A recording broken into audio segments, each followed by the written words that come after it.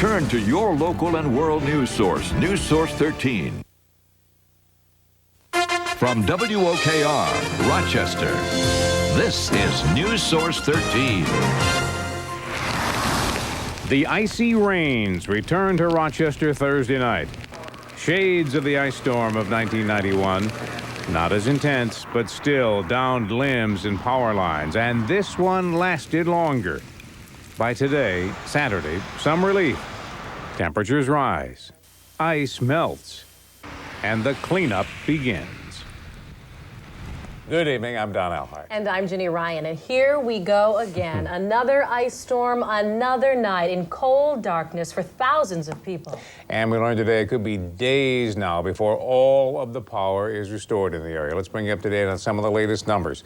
RG&E actually lost a little ground today. They started with 128,000 customers without power, but the wind caused some problems. Tonight, about 142,000 homes have no electricity. Ginny Niseg reports that 36,000, mainly in Wayne and Ontario counties, they are battling some major outages near Oswego, Syracuse, and Albany as well.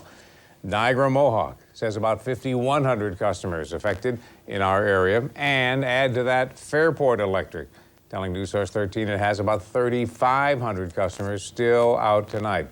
The number of counties declared disaster areas also continues to grow. First, it was Monroe and Wayne counties. It now includes Livingston, Ontario, Orleans, Seneca, and Yates.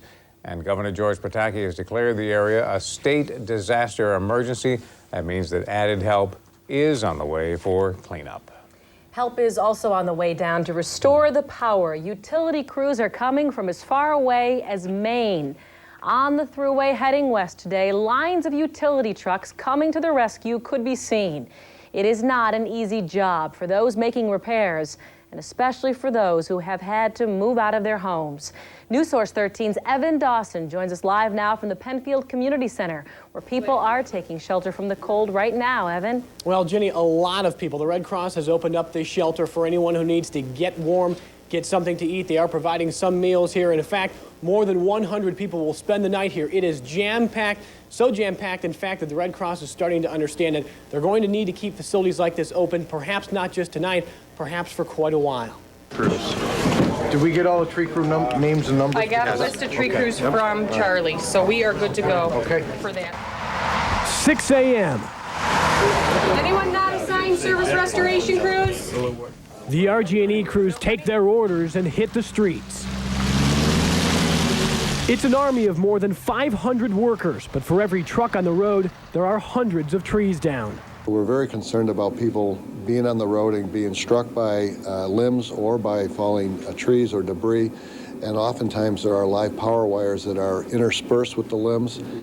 It's situations like this that RG&E are concerned about. Wires low to the ground, taken out by trees like this. Now, so far, there are very few reports of injuries and no fatalities, but that doesn't make it any easier for people who live around here.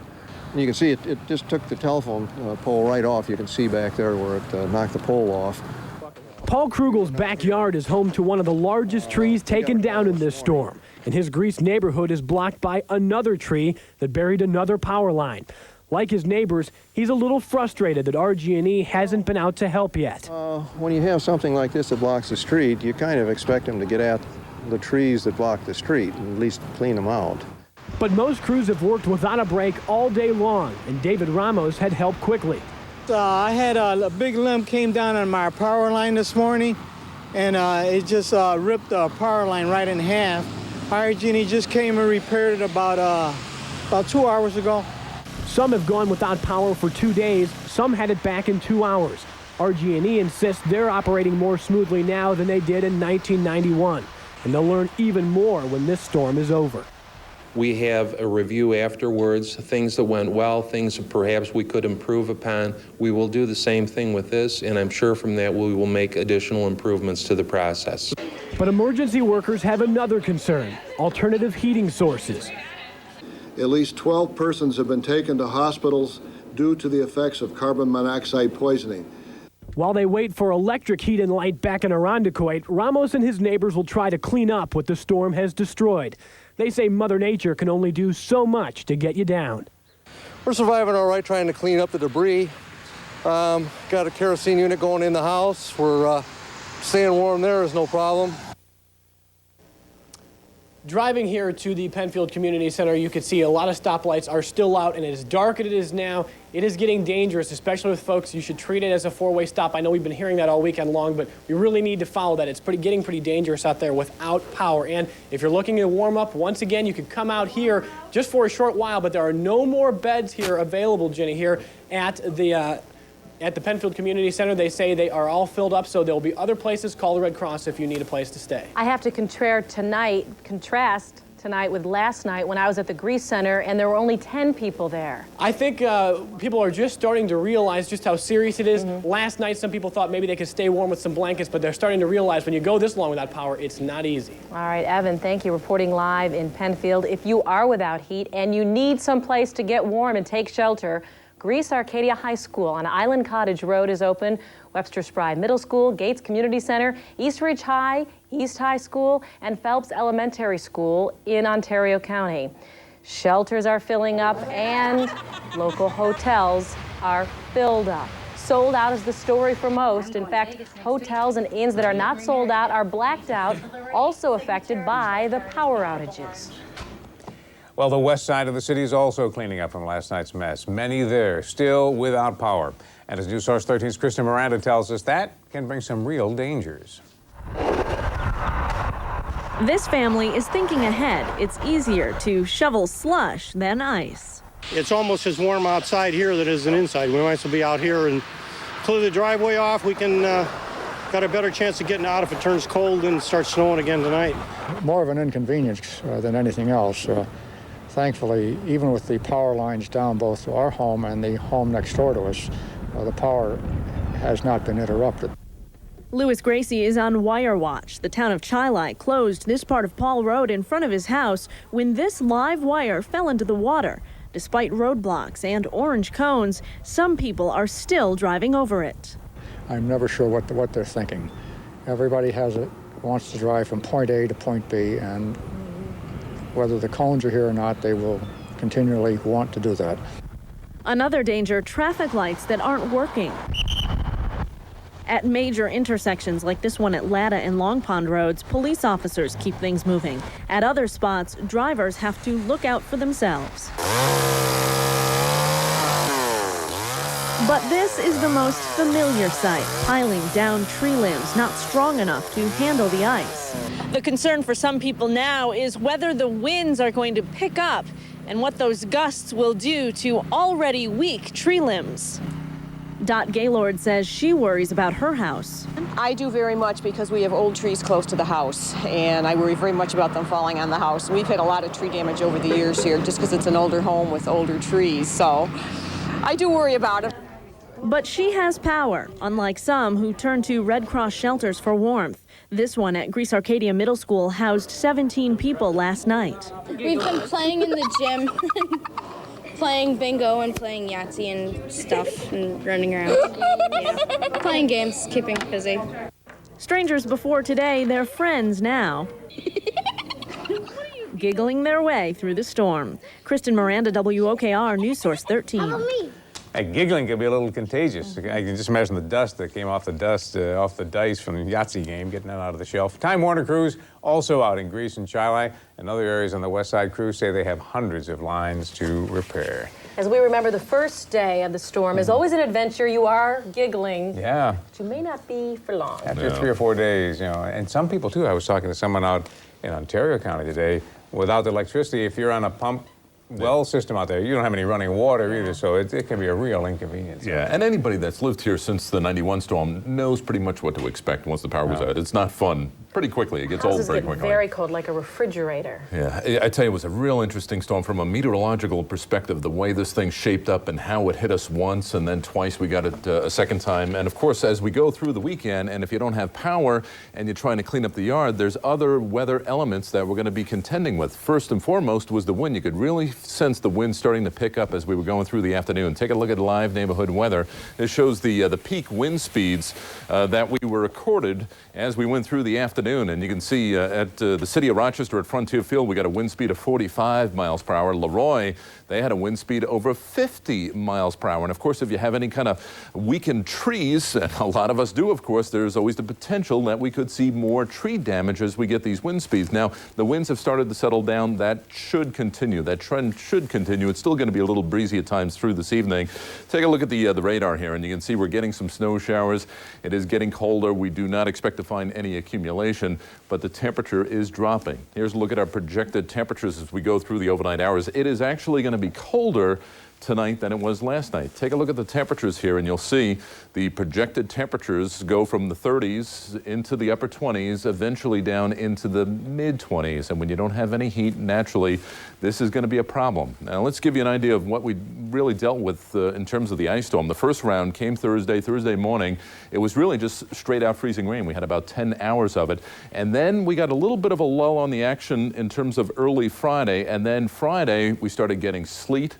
And then it started up with the freezing rain once again. We got about 12 hours of additional ice on top of that. And that was the thing that really put us over the edge in terms of the tree damage and the power lines. And, well, it's a scenario that we know very well at this point. Freezing rain, when you get this kind of scenario, we get lots of warm air aloft. In fact, you only had to go about 2,000 or 3,000 feet into the atmosphere, and temperatures were in the 40s and in the 50s. But at the surface, well, temperatures were down into the 20s. So as that rain falls into the cold layer, that's where you get that glaze of ice that we know all too well. Here's a look at our current conditions at the airport. Again, some light snow, 31 degrees. The wind out of the west at 23 miles per hour. Still rather gusty. The wind should gradually settle down as we go through the overnight hours. Where is what is left of the storm system, what is left of the energy anyway, heading up into the Canadian Maritime. And then we look further south. Look at this. Here comes another area of low pressure, another storm system gathering energy. And we're going to watch it very carefully as we go through tonight. Again, breezy, but the winds will settle down. It's going to be a very cold night, temperature dropping into the 20s. As we go through the day on Sunday, I think a pretty good day in terms of cleanup. It's going to be chilly in the 30s, but we'll see some breaks of sunshine from time to time. And as we go into Monday, look at this. Low pressure coming through the Ohio Valley. We think it's going to be a near miss, but I think we're going to start to see some snow showers by Monday evening. It'll probably change over to rain. It'll get messy as we go through the early part of the week, but nothing of any real significance as we see it right now. So the weather forecast for tonight, snow flurries, snow showers. Should also remind you we turn the clocks ahead 1 hour. Spring ahead, daylight savings time, temperature's going to be dropping into the mid-20s. Tomorrow, well, we're looking at some breaks of sunshine. Pretty good day in terms of a cleanup. Temperatures are going to get into the mid-30s. It's going to be chilly still, but the winds should not be affected. Notice the winds less than, we'll say, 15 miles per hour for most of the day. The outlook, let's take you through the next couple of days. Again, the chilly weather continues as we go through the week. Heading into Monday, some snow showers are going to be developing by the evening. We could see a small accumulation. Temperatures are going to be in the upper 30s, at least for the afternoon. Tuesday, snow showers linger, 30s. I think Wednesday and Thursday starts the warm-up. By Thursday, we're back into the mid-50s. So you don't need the cooperative generator that you purchased with your neighbors? Well, we all got together. A little co-op, huh? What's that bad? Well, the power came on 12 hours later out in Fairport, and we'll be ready for the next storm. Right. You went to Watertown, or your neighbor did? Yeah. My neighbor went to Albany to get one. Goodness. And he said people from Buffalo were at that Home Depot buying a generator in Albany. I remember the last time, and you always see when I talked to the gentleman who does my taxes, said, you know, got another week to go, you're going to get him in. He's running on a generator tonight. Happened to buy one about a week ago. It finally came in a week ago, just to have it. On a lark. Very much in time. And when you're doing taxes in this final week, you don't have the computers running. We'll all be in trouble. Sure. All right. Thanks, Glenn. Sure. You will not find many places with power in Wayne County tonight. It, too, is under a state of emergency. Power lines are still down, trees, blankets, and roads. Many people are just simply moving out for the night. News Source 13's Holly Maynard has more. Get it right in his face. A game of gin has provided much-needed entertainment for this group at Fairville Fire Department shelter. These people lost power yesterday and have been here for more than 30 hours. Last night was a little rough. We didn't have cots. We just kind of had to lay on blankets, but we made do with what we had. A steady stream of people have made this shelter home. All agree it's not the most ideal living situation, but it beats being outside. It's not unusual to see a scene like this in Wayne County, but before crews can even attempt to clean up these branches, there's a lot of other work to be done. A number of trees and power lines are still down, and that's just the beginning. Many residents are dealing with flooded basements. Some have their own pumps, but without power, the pumps are no good. The fire department helps pump the water out of this house, which has 5 to 6 feet of water in its basement. We've been on this one probably about 45 minutes with a high volume pump. We're done here, we're just picking up. We have a list. We'll be going on to the next one from here. How long is that list? I don't know. We only get them 2 or 3 at a time, not to break our morale. Many people who weren't out looking at the damage were looking for a gas station. There was a long line of cars at this Sunoco in Ontario. Fred Burkhart was getting gas for his generator. He says he did lose power, but he's thankful he still has water. A lot of the guys in the fire department have no heat and run wells, so they have no water. So. Were you surprised that so many people were here at the gas station? No, actually, I'm surprised that there were so few here at the gas station. People in Wayne County are also being asked to conserve water. The Wayne County Water Authority advises customers to use water only for emergency purposes. The office says it is safe to drink, but it urges everyone to cut down on using it. If you are without power tonight in Wayne County, there are some shelters that are open. They're at fire departments in Marbletown, Clyde, Sodas Point, and Fairville. The Red Cross says if you plan on coming, please bring some blankets and pillows. The shelters are starting to fill up, and the more you can bring, the better, Don. A couple things that come to mind just from watching everybody. If you are going to go to a shelter and you do have a sump pump, probably wise to check that before you leave, just to see if the water is, rising or not. And as we pointed out too, even though the main ice storm may be over, the tree limbs in the road is something we have to keep looking out for. Yeah, we were out all day, and we really had to go slow because parts of those roads were really pretty messy. All right. Well, Holly Maynard in our newsroom tonight as we continue our coverage. By the way, if you are stocking up on supplies, and a lot of people have been doing that, you certainly know how busy local stores and supermarkets have been. The local supermarkets are putting a rush on, yes, you guessed it, batteries, flashlights, non-perishable food items. Customers say that they are stocking up in case more bad weather prevents them from getting outside. So getting ready just in case. And what about what you already have in your house? We are far enough into the storm to be concerned about the safety of the food left in our refrigerators and freezers. Sue Grace is a registered dietitian with the Monroe County Cooperative Extension. Sue, it's been about 36 hours since some people lost their power. The fridges have been cold and dark for a long time. What should we do? What should go? What should stay? And how do we know? Well, Ginny, basically food can only be kept in the refrigerator for 4 to 6 hours after a power failure. Then after that, we have to be concerned about potentially hazardous food. If potentially hazardous food reaches above 40 degrees Fahrenheit for over 2 hours, it really needs to be discarded. Some potentially hazardous food that needs to be discarded are things like raw or cooked meats, lunch meats, casseroles, soups, stews, milk, yogurt, soft cheeses, mayonnaise, creamy dressings, cooked pasta, potatoes, rice, and salads prepared from these foods. Also, things like fresh eggs and egg substitutes need to be discarded as well. This is particularly important if someone in your home has a compromised immune system, such as the elderly, young children, pregnant women, or those with a chronic illness. But the good news is that there are some foods, if they reach room temperature, can be salvaged. And those foods are things like margarine and butter, hard and processed cheeses, fresh fruits and vegetables, fruit juices, things like peanut butter, jelly, a lot of your condiments, mustard, ketchup, and olives. Great, Sue, thank you. That is great information. You just reminded me of all the things I have to throw away and how costly this can be, especially if you have a freezer full of meats. Right, and Ginny, if your freezer is really stocked full, your food probably can stay pretty solid for about 2 days. And if it's a half full, then it'll probably stay solid for about a day. But if you start seeing some thawing and then the power comes back on, you're still okay as long as there's some kind of ice crystals in the food. But if the food thaws completely, then we have to take some precautions. If it's fruits, you can refreeze it, but the quality may not be as great. Vegetables should not be refrozen. There's concern because there's natural occurring bacteria on the vegetable that can cause foodborne illness. Meat and poultry should be discarded if it's been held at room temperature for more than 2 hours.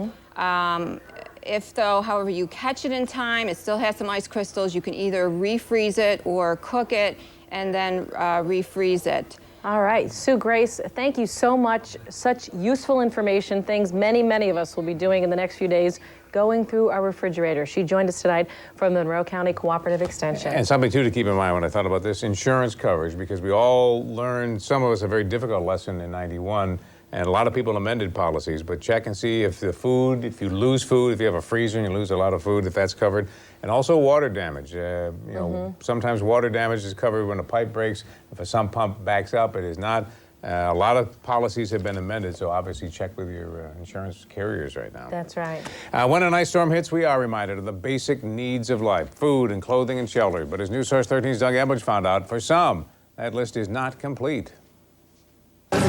Coffee, a hot commodity, especially today. The essentials of life are food, clothing, shelter, and coffee. Did I just hear you try to order a vanilla decaf or something? No, one of these. What was it?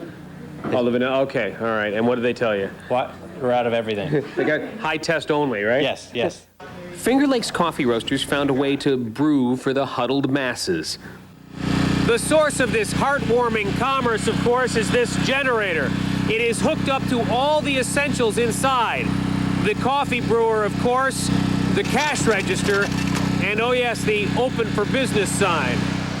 And out back, camp stoves warm the water to speed things along for the jittery coffee drinkers waiting in line. It's important every morning that I get coffee. Even in an ice storm? Even in an ice storm, yes. Considering how grumpy some people can get when they don't have their coffee, this shop and others that opened today were performing an important community service, but they did have to draw the line with some customers. I'd like a non-fat double latte, please. Get out of here. You got to deal with these guys. On a day like this, even the basic brew will do. Hey, how's it feel to have coffee? It feels wonderful.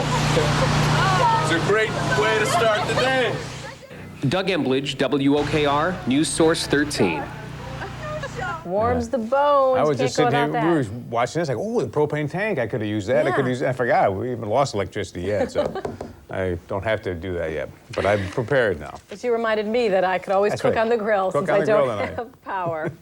Without electricity, there is, of course, no television. And a major sporting event tonight has people looking for a place to go and watch it. News Source 13's Brian Washington is live at Tully's Restaurant in Henrietta. Is it crowded, Brian? Yeah, it is crowded. As a matter of fact, the people are coming in waves. It looks as though I'm at a point here where I actually have some elbow room here, though. As you indicated, Ginny, it is a big night, especially for Syracuse basketball fans. They are here to watch Syracuse play in the Final Four. And they were expecting a big crowd here anyway, just because of that. But as you indicated, because of the ice storm, I think the crowd here is even bigger because a lot of Syracuse fans in this area don't have electricity. Now, I tried to get a handle on how big the crowd here actually is, and the official response was, it is big, it is huge, so they're not willing to get more accurate than that. We have some eager fans here.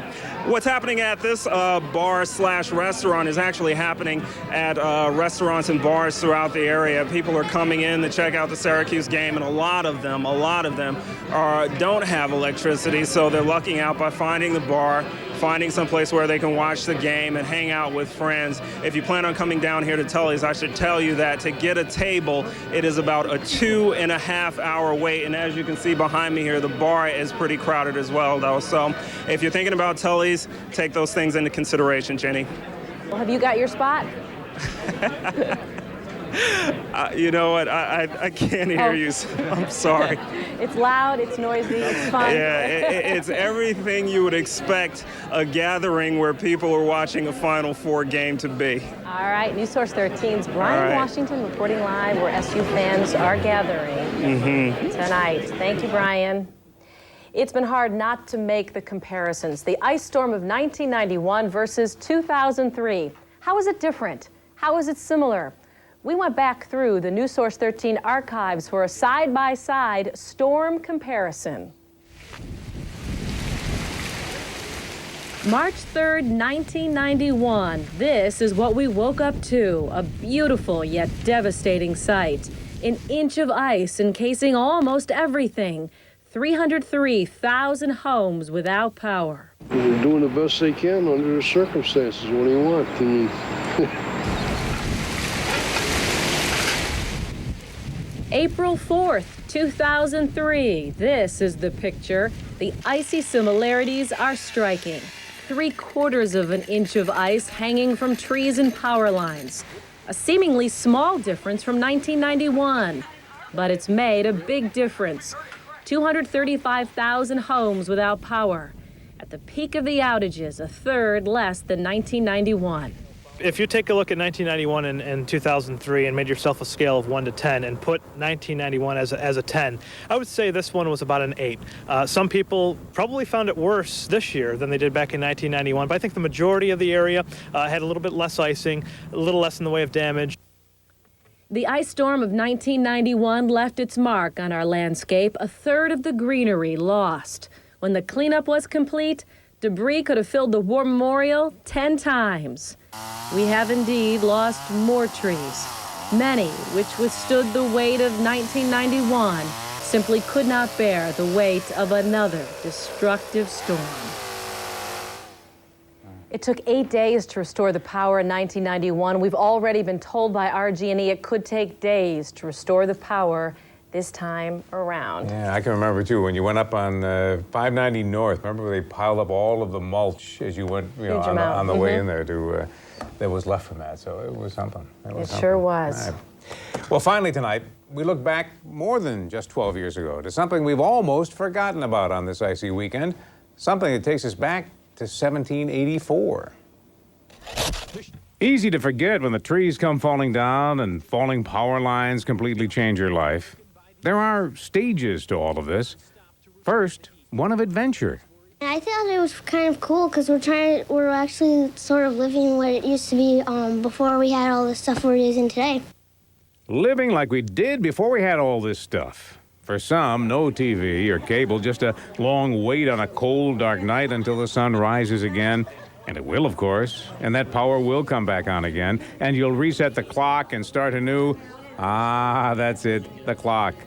Even without power, at 2 a.m. tomorrow morning, we'll spring ahead to 3 a.m. One more hour of evening daylight. And like a wedding by candlelight last night in Rochester, we'll conserve a little bit of lamp oil, just like Ben Franklin did in the late 1800s. Hopefully, you'll have power tomorrow night. But if not, you will have another hour before the sun goes down. Daylight saving time. Time to spring ahead, right at the end of an ice storm. We'll be springing ahead, all right. It's a reminder that it is spring, and it's very unusual to have this kind of weather, isn't it, in spring? It's a full month later than what we had in the March storm of 1991, so very, very unusual, and it's still going to be another week, I think, before we finally get into the consistently warm weather. So we'll have to see. At least for tomorrow, we're talking about some very, very chilly conditions once again. Temperature is going to be starting out in the 20s, but we're not going to have to deal with the wind. That's not going to be a factor. We'll find breaks of sunshine, and as we go through the afternoon, a good day, I guess you could say, in terms of the cleanup. We're looking for a high temperature near 35 degrees with a light wind, and I'm happy to say no ice to contend with. There was one question today that Doug Emmer's got in more places than one, and they said, are you going to put another tape together of this ice storm like you did in 1991? And we can say that we're going to do that. A lot of the footage that we've included here tonight will be available on the tape, and I dare say we'll put it all together, perhaps with that one from 1991, so you can have the ice storm collection coming soon to a video store near you. We hope this will be it. After this, it's over. It's done with. We will have more on News Source 13 at 11 tonight. That's our special report for now. Have a good night.